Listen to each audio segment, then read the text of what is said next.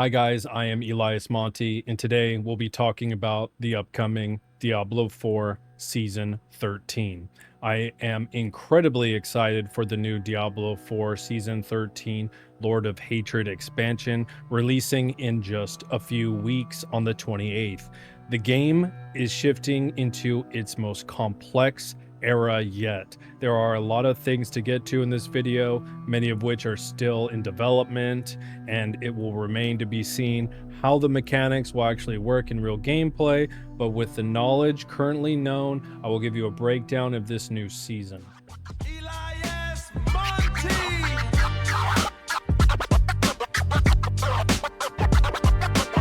Elias Monty! This will be Diablo's biggest expansion to date. Nearly everything is new, including the continued narrative arc following Mephisto, the Lord of Hatred, new highly anticipated Warlock class, which Diablo 2 players have already been experiencing, new skill tree overhaul for all the characters regardless of expansion, the new map, the Scovos Isles, a revamped difficulty scaling all the way to Torment 12, a reintroducing of the glorious Horadric Cube. They are introducing Talismans, a new inventory tab feature, and finally, new endgame Warplan system. Loot filters are finally being added, so rejoice. That one feature took way too long to implement. Oh, I'm sorry, I forgot one last thing. They are also adding fishing, in case you need to decompress after all the demon slaying you'll be doing. Some players and content creators have already had a chance to try out some gameplay, strategizing new builds for the Warlock in Diablo 4. You can check out creators like Riker, Sladra, and Rage Gaming videos who got hands-on gameplay. Although they got to play it, you don't have to be completely left out on this. You can see and build for yourself ahead of time by going to d4builds.gg and check out the expanded Warlock tree for yourself. This is not a sponsor. It is just a great resource to see ahead of launch the upcoming skills and the different types of builds that can be created. But before going into all the wider aspects of this new expansion, such as the new map and storyline, let's take a look at what the Warlock is and how its class mechanic can be used on the battlefield. I will not be covering each individual skill as it would take up too much time, and there are plenty of others theory crafting their own builds. We will be seeing the best meta builds for Season 13 soon enough. I personally like to check out Max Roll and Icy Veins for Diablo 4 tier lists come launch. Instead, I'll talk about the Soul Stones and the damage multipliers. Also, new mythics and uniques have not yet been revealed for this class. They will most likely have a campfire chat sometime right before launch to talk about the new gear. So, the Warlock. The Warlock is a willpower-based class designed to dominate the battlefield by weaponizing hellish energy, fire, and shadow rather than serving it. It could also be thought of as a high-risk caster that doesn't just fight demons but exploits them as tools. Unlike the Necromancer's undead, the Warlock summons uses temporary, disposable demons and chaotic hellfire. The Warlock is very much an anti-hero like the Necromancer, and what I've noticed is the Warlock seems to take different elements from every class. The class can be built for aggressive, close quarters combat, as a ranged spellcaster, or often blending the two for a jack-of-all-trades approach. So the core resource for the Warlock is split in two, the same as the Demon Hunter was in Diablo 3. These resources are Wrath and Dominance. Wrath is on the left. It is used for direct spells and Hellfire conjurations. This is your core and non-cooldown abilities, and it fills up faster, while Dominance is the secondary resource on the right used to summon and command demons, and it fills up slower. We've seen in the past each class gets its own class quest or priority quest that would need to be unlocked and will define how each class plays, offering specialized customization beyond skills. Examples of this being the Barbarian's 4-weapon arsenal, Necromancer's Book of the Dead, etc. The Warlock is no different and is getting a very special class mechanic which Diablo 2 fans as well as WoW fans will already know the lore and history of, and that is soul shards. Soul shards are splintered fragments of the Black Soul Stone that held the prime evils and represent the shattered essence of Hell's lords. They are immensely powerful artifacts, often corrupted, allowing the Nephilim to harness the demonic power. This class mechanic can be unlocked at level 30, and you choose one of 4 forbidden archetypes to manifest power. We have Legion, Vanguard, Mastermind, and Ritualist. Legion grants the Summon Agrum skill and focuses on summoning greater and lesser demons.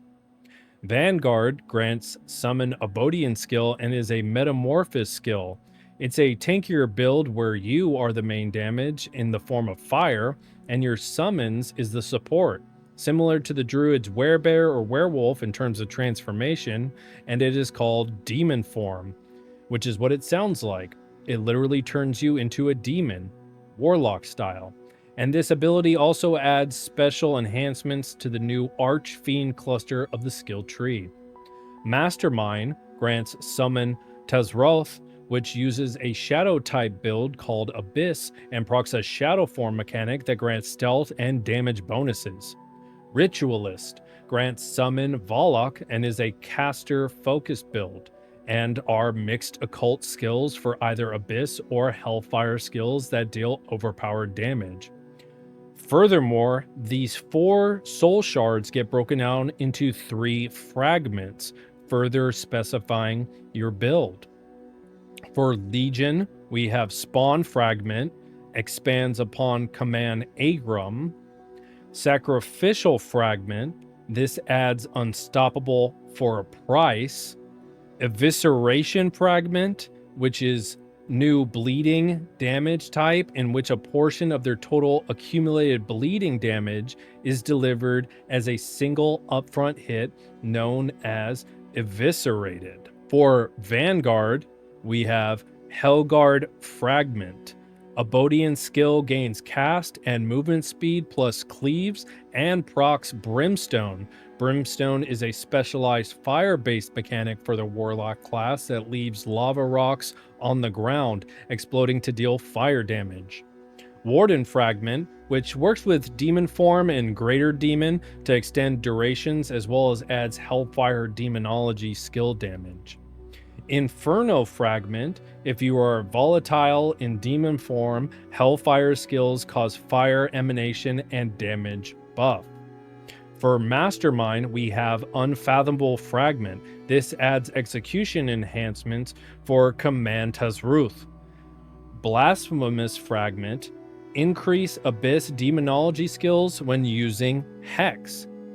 Subjugation Fragment, summoning non-soul sharded Abyss Greater Demon that consumes all dominance. And lastly, for the Ritualist Soul Shard, for Ritualist we have Abyssal Fragment, uses Command Warlock with Occult Abyss skills that cause Hex skills to stack.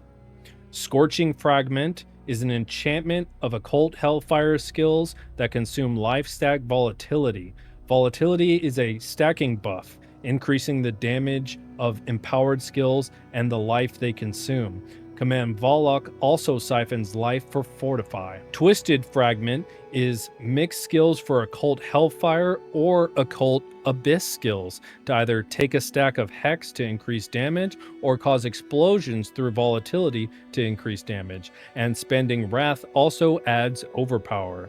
Some potential S-tier builds for the Warlock, and no doubt nearly any build will be considered S-tier at launch since they are highlighting this new character, will be names like Eviscerate, which is Eviscerate Helion, a melee burst build using core skill Helion Sting.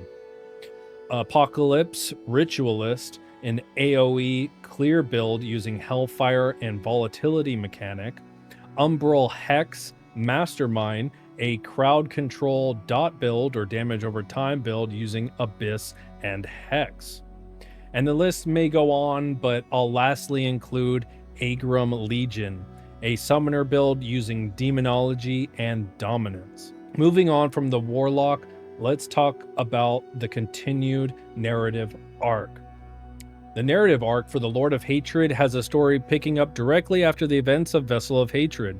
While Nyrel was central to the last chapter, the Wanderer will take center stage.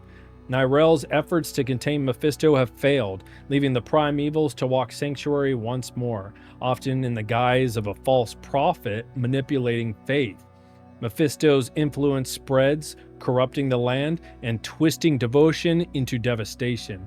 With time running out and the world nearing total corruption, the Wanderer, or the player, is forced to enter a perilous alliance with a long-thought-dead foe, Lilith.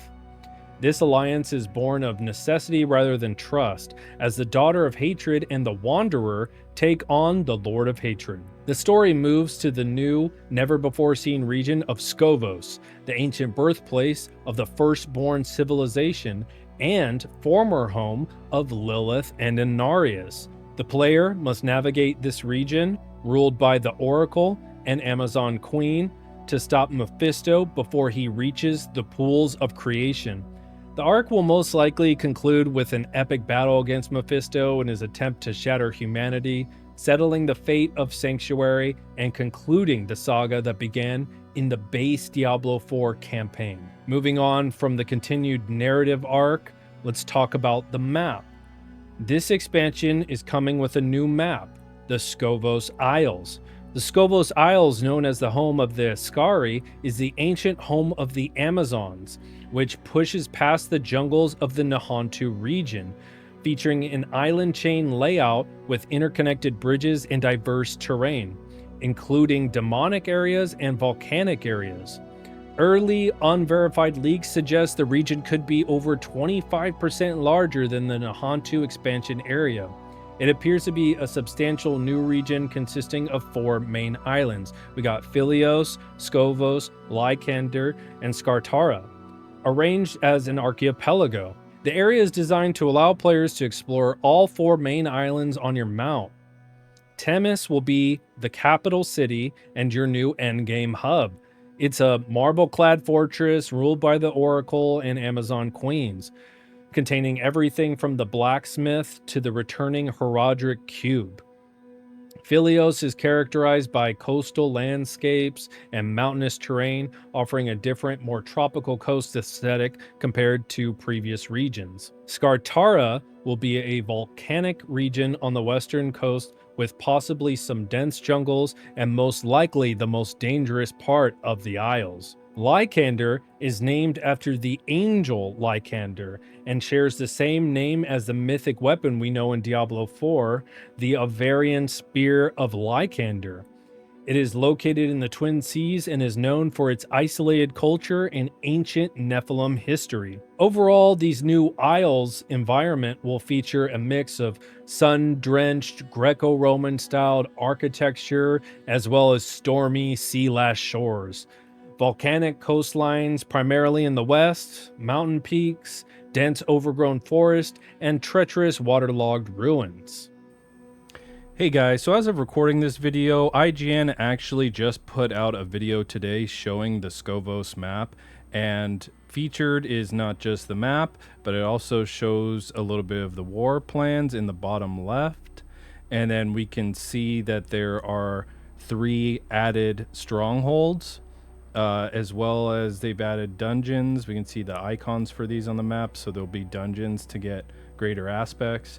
And then we have the central hub I was talking about previously, which was Temis.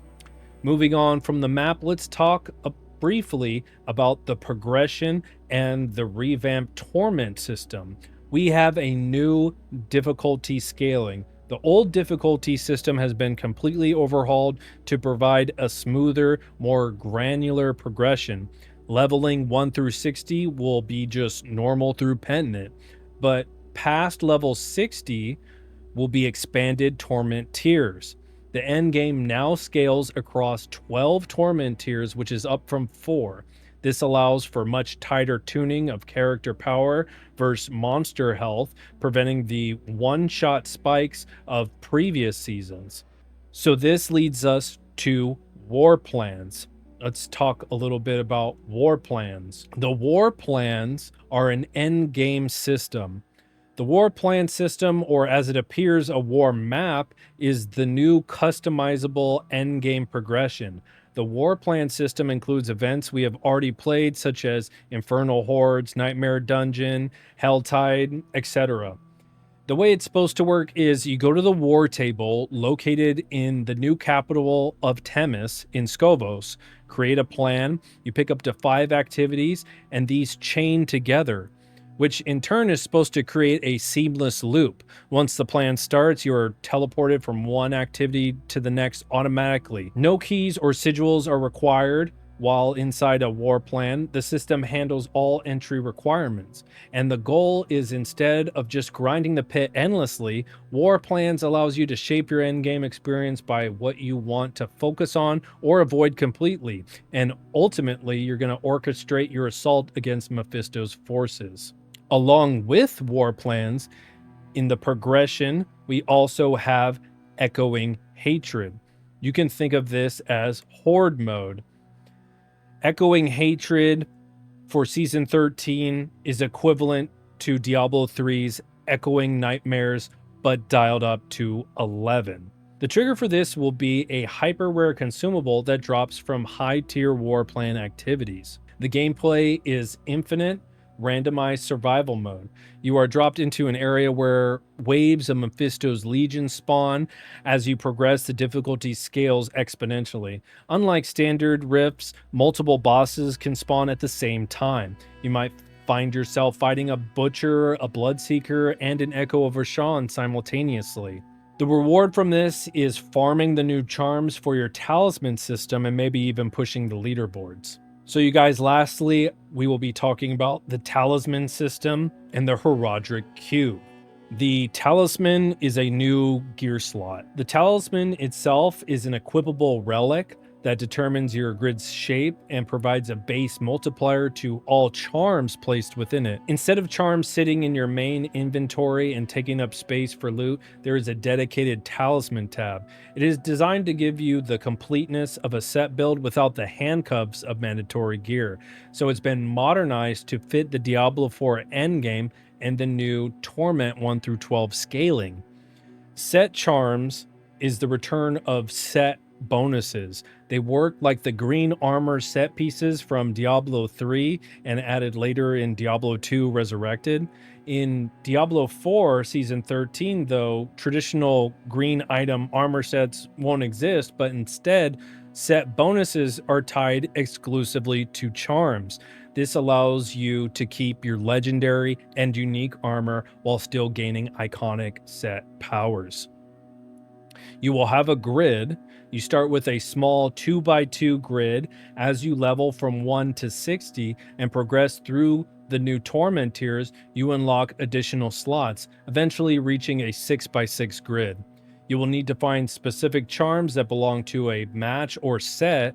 When you place multiple charms of the same match or set into a talisman grid, then the set bonus activates. Moving on from the talisman, let's talk about the iconic Horadric Cube, which is being reintroduced in Diablo 4. The Horadric Cube, which was first introduced in Diablo 2 to transmute your arsenal, will be used for deep gear customization, including crafting, augmenting, and upgrading items. It serves as a crafting station, salvaging materials from imperfect gear into powerful items. This allows reduced RNG dependence rather than just finding gear. Okay, guys, that is all the details I have covering Diablo 4's new expansion. So, my fellow Nephilims, that is it for today's video. We covered a lot of new features. If you found any of this information helpful, consider giving your boy a follow. I am a small channel, but if you want to check out some of my other content, I try to cover everything pertaining to gaming, and maybe you can find more insight on another game. But it's not just my thoughts, it's also yours. Comment down below, are you excited for this new expansion? Or what insights do you have that I might have missed? List them down below. I think this is going to be a pivotal moment for Diablo. I wonder if we will see more streams of the game and player count go up. I'd be shocked if we didn't, for how much content is jam-packed in this new season. Well, as always, my name is Elias Monti, and I'll see you in hell. Eli